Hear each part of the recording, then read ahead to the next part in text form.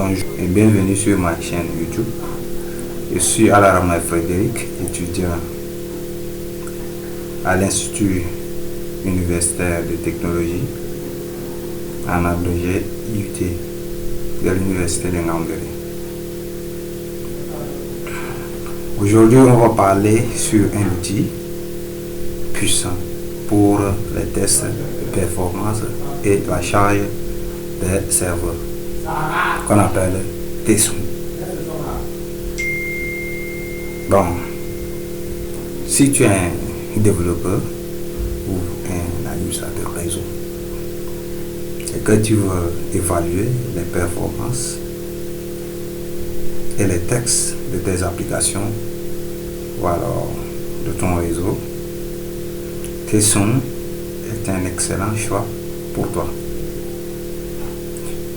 Bon, dans cette vidéo, nous allons te montrer comment installer et configurer et lancer et tester si possible l'outil TSUN.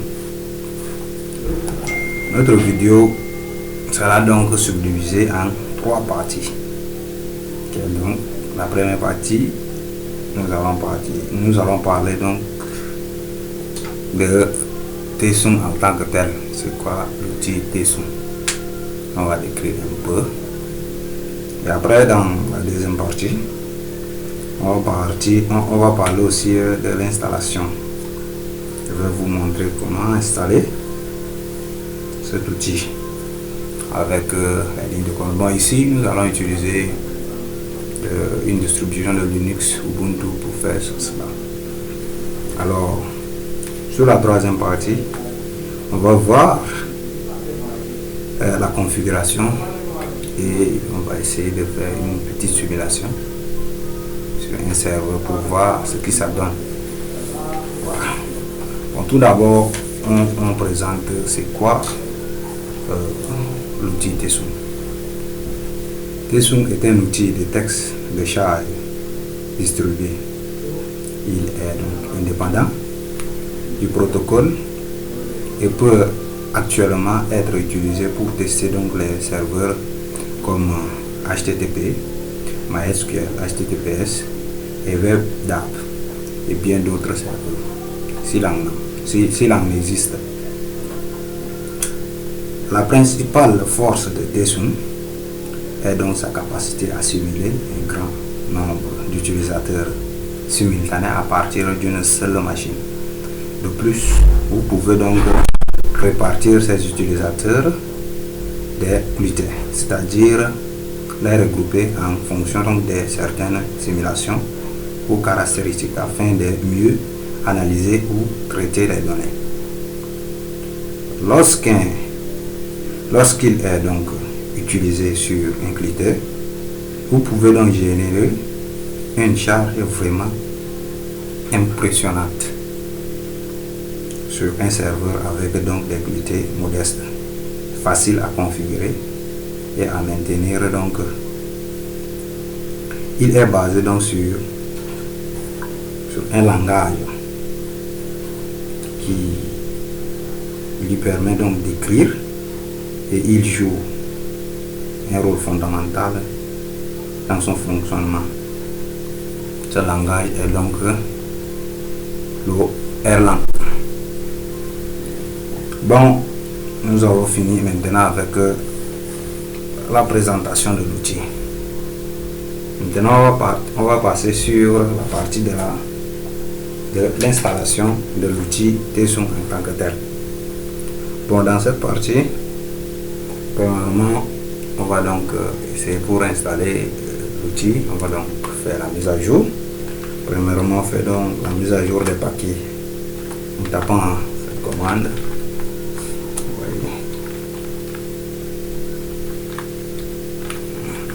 Attendez, une petite erreur sur mon mot de passe. Ok. Attendez pour que la mise à jour se termine.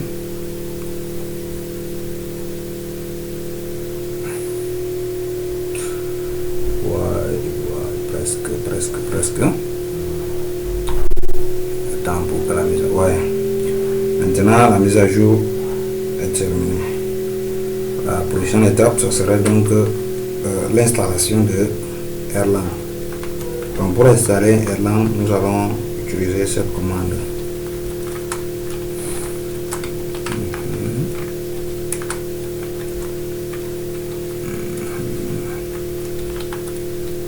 Voilà.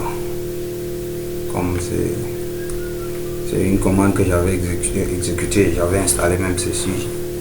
Donc ça a généré rapidement comme ça.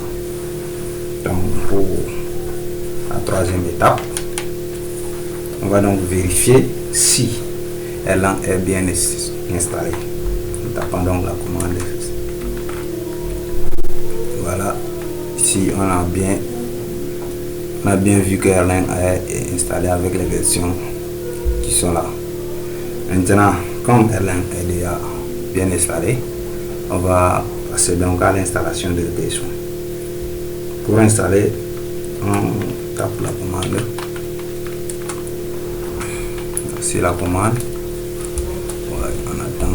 Bon, comme c'est déjà installé, ça génère aussi rapidement comme celui de Erlang. Maintenant, on vérifie est-ce que Tsun est bien installé. Tape cette commande. Voilà. Voici donc la version de Tsun qui est 1.7.0. Maintenant, on va passer à la troisième partie. La troisième partie qui consiste donc à faire la configuration de Tsun et faire même une petite simulation pour voir ce qui ça va donner. Bon, pour faire cela, on crée d'abord un fichier. On crée d'abord un fichier .xml. Maintenant, ce fichier va contenir donc des codes XML. Dans ce code, nous permettra donc de faire un scénario du texte de charge. Ce code définit aussi combien les utilisateurs vont simuler des connexions.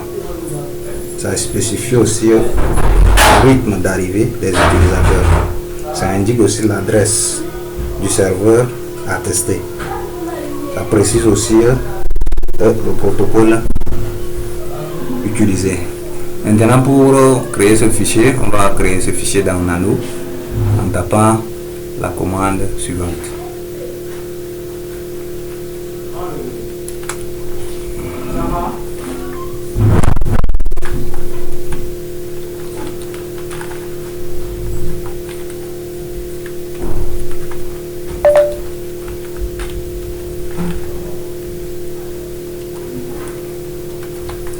Patienter un peu. Oui. Maintenant, bon, on a déjà créé ce fichier. On va donc entrer sur Nano pour voir le code.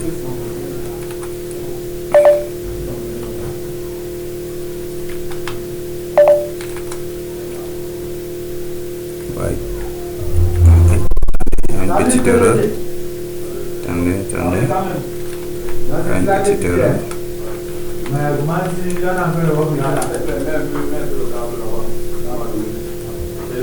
Voilà, voici le code. Bon, moi j'ai sollicité d'ouvrir ça sur VS Code. Ouais, j'ai sollicité d'ouvrir ce code sur VS Code. Voilà, comme je vous ai expliqué auparavant, le code ci va nous permettre de faire un scénario de texte de charge. Et ça permet aussi de définir combien d'utilisateurs qui vont simuler donc les connexions. Maintenant, on va passer donc, on va d'abord enregistrer le code et après on va passer donc à un texte. Voilà. Donc à chaque fois qu'on va essayer de faire une simulation, non? Donc si on lance une simulation, Tsun va générer automatiquement un fichier sur lequel ce fichier va afficher donc les informations sur le texte qu'on avait sur la simulation, en fait, sur la simulation qu'on avait lancée. Donc ça va définir ce que je viens de vous expliquer. Ça va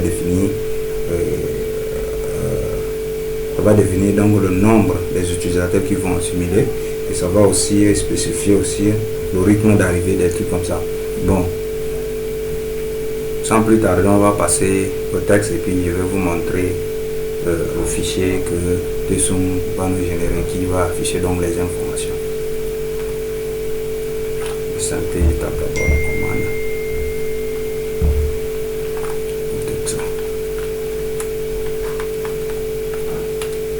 Voilà. Maintenant, on va venir, comme j'ai déjà tapé, j'ai déjà fait la simulation. On va venir donc sur les dossiers et vérifier donc les informations de la simulation. C'est un peu.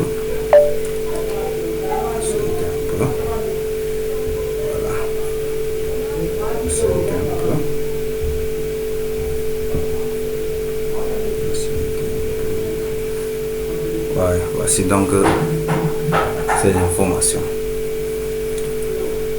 Voilà, ces informations nous montrent maintenant à la première ligne. Ça nous montre donc bon, ça c'est la première ligne montre donc l'identifiant donc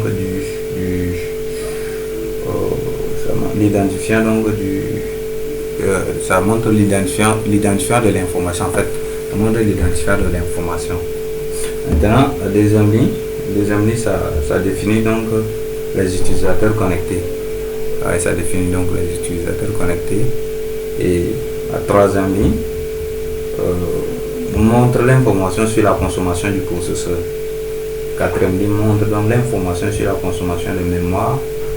Et cinquième ligne montre l'espace libre de la mémoire. Et sixième ligne, ça nous montre donc l'information sur la section. Et la septième ligne, je m'excuse, nous montre donc le nombre d'utilisateurs connectés à la 5e seconde. Donc c'est ce que vous pouvez bien regarder. Vous allez voir toutes ces informations sur ce fichier. Maintenant, on a fini avec l'installation et la configuration de notre outil Tesson. On a aussi lancé une petite simulation pour vous montrer ce que notre Tesson fait exactement. Merci.